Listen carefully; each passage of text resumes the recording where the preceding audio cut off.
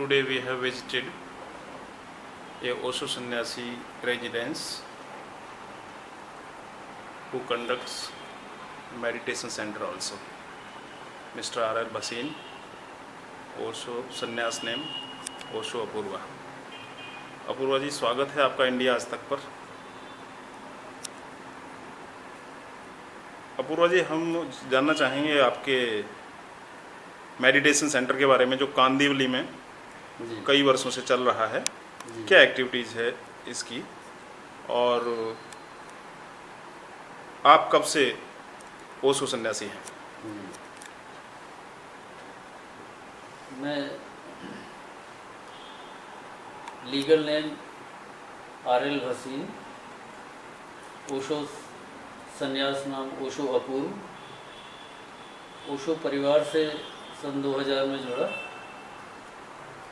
और Osho international commune में 3 दिन के सेलिब्रेशन से मेरी यात्रा शुरू हुई और वहाँ पर ध्यान में इतना रस आया कि जीवन की व्यस्तता में रहते हुए मैंने सन 2000-2001 में कोई 10-12 3-3 दिन के ध्यान शिविर किए और उसके बाद मुझे ओशो धारा के साथ जुड़ने का सुअवसर प्राप्त हुआ और 2004 से मैं ओशो धारा के जो वैज्ञानिक ढंग से जो ध्यान समाधि शिविर हैं उनमें भाग ले रहा हूँ। सद्गुरु त्रिवीर ओशो धारा में 3 सद्गुरु हैं और उनके मार्गदर्शन में सब साधक जिज्ञासु लोग अपनी अंतर यात्रा से ध्यान और समाधि की यात्रा में आगे परम सत्य तक की यात्रा को उपलब्ध हो रहे हैं। अभी आज तक ओशो धारा की त्रिवीर की गाइडेंस में 400-500 से ज़्यादा संबुद्ध व्यक्ति हो चुके हैं।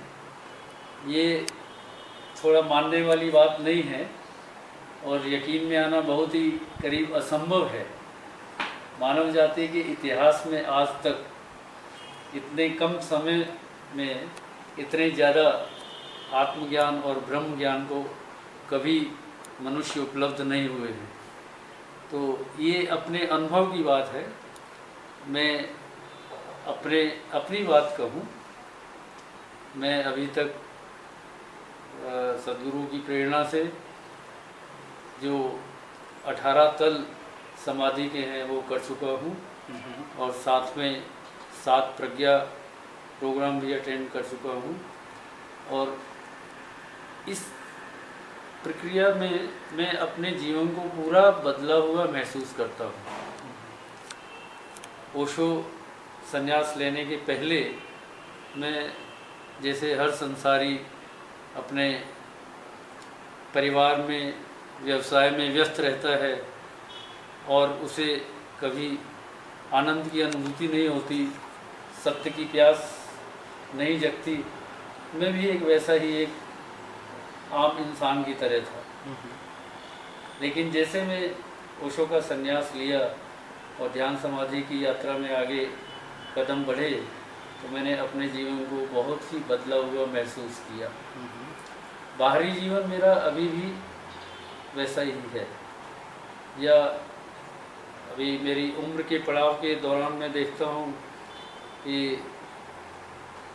काम जो है करने की मुझे कोई अब ज़्यादा इच्छा भी नहीं है और नेचुरल ढंग से मेरा रिटायरमेंट अभी उपलब्ध हो गया है।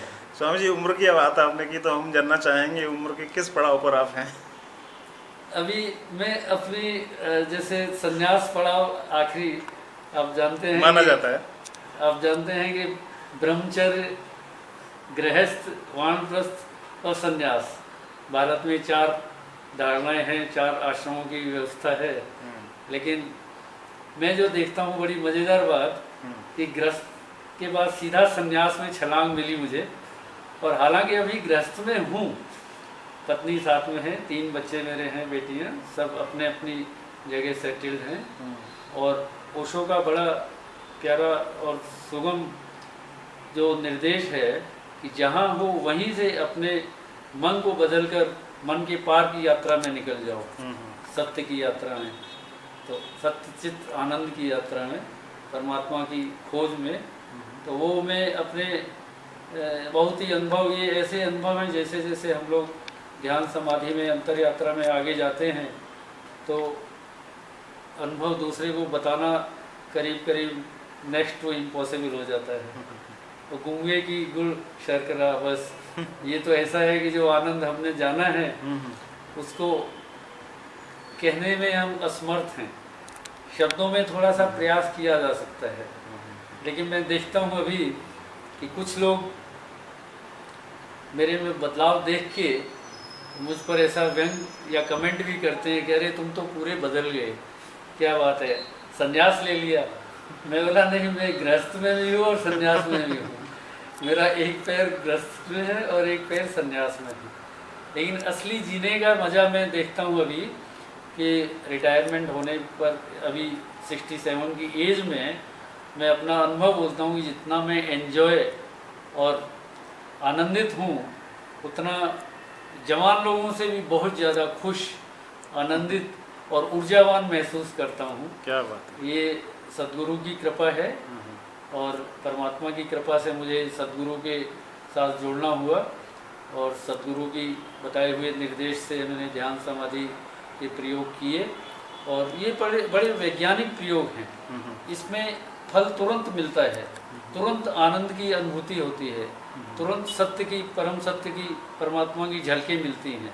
लेकिन हमने सद्गुरु से संबंध बनाना है, बनाए रखना है, सद्गुरु से प्रेम संबंध बनाते हुए आगे बढ़ना है। और जैसा कि हम सुनते हैं कि सद्गुरु ही गोविंद का, परमात्मा का साकार रूप है और परमात्मा निराकार रूप है, तो ये मैं अपने अनुभव के साथ कह सकता हूँ अभी कि परमात्मा की प्राप्ति हुई सद्गुरु के रूप में और अंतरात्मा के रूप में भी हमारे अंदर जो आत्मदेव विराजमान है उसका भी एहसास, और सद्गुरु से आशीष बरस रहे हैं और हमने अपनी अंतर यात्रा में आगे बढ़ते जाना है और अपने जीवन में हर पल आनंदित होकर अपने जीवन को आगे बढ़ाना है। स्वामी जी, आपके मेडिटेशन सेंटर के बारे में कुछ बताइए।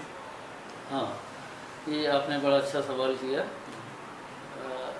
करीब करीब 2 साल से मेरे निवास स्थान में काफ़ी जगह की सुविधा उपलब्ध है, तो सद्गुरु की कृपा से उनसे परमिशन लेकर मैंने यहाँ ओशोधारा मेडिटेशन सेंटर शुरू किया हुआ है। एड्रेस भी बोल दीजिए। हाँ, तो ये मुंबई कांदिवली ईस्ट में Oberoi gardens cooperative housing society Kandivali east में है। और यहाँ हमारी जो गतिविधियाँ होती हैं रेगुलर बेसिस में, प्रति सप्ताह एवरी वीक संडे को शाम को 5 बजे से 7 बजे तक सत्संग और मेडिटेशन का कार्यक्रम रहता है, जिसमें काफ़ी मित्र 10, 15, 20 मित्र रेगुलर आ पाते हैं, आ जाते हैं। और कभी सेलिब्रेशन का कोई विशेष उत्सव होता है जहाँ सद्गुरु की जन्मदिन या सद्गुरु का एनलाइटन डे या परम गुरु ओशो का एनलाइटमेंट डे या जन्मदिन, तो उस दिन हम लोग सेलिब्रेशन थोड़ा ज़्यादा समय देकर उत्सव पूर्ण माहौल में हम आयोजन करते हैं यहाँ पर अपने प्रोग्राम का। तो ये प्रोग्राम में हम सद्गुरु के वचनों की VCD, ऑडियो CD देखते हैं। उसके साथ में एक छोटा सा आधे घंटे का 45 मिनट का ध्यान प्रयोग करते हैं और भजन संगीत के साथ में नृत्य और उत्सव करते हुए आनंदित होते हैं, आनंद मनाते हैं। और सभी लोग बहुत ही प्रसन्न हैं, सभी लोग उत्साह से भरे हैं, ऊर्जा से भर जाते हैं और कई नए मित्र आते हैं और उनमें से बहुत सारे मित्रों ने आगे की समाधियों में ओशोधारा के साथ जुड़कर आगे की समाधियों करने का संकल्प लिया। कई लोगों ने 4-4, 5-5 समाधि तल के प्रोग्राम किए हैं। इससे मैं बहुत ही खुश और आह्लादित हूँ। मेरी भी खुशी है, आनंदित हूँ। ओके स्वामी जी, और कुछ? थैंक यू वेरी मच, आपने इतना समय हमारे लिए निकाला, बहुत बहुत धन्यवाद।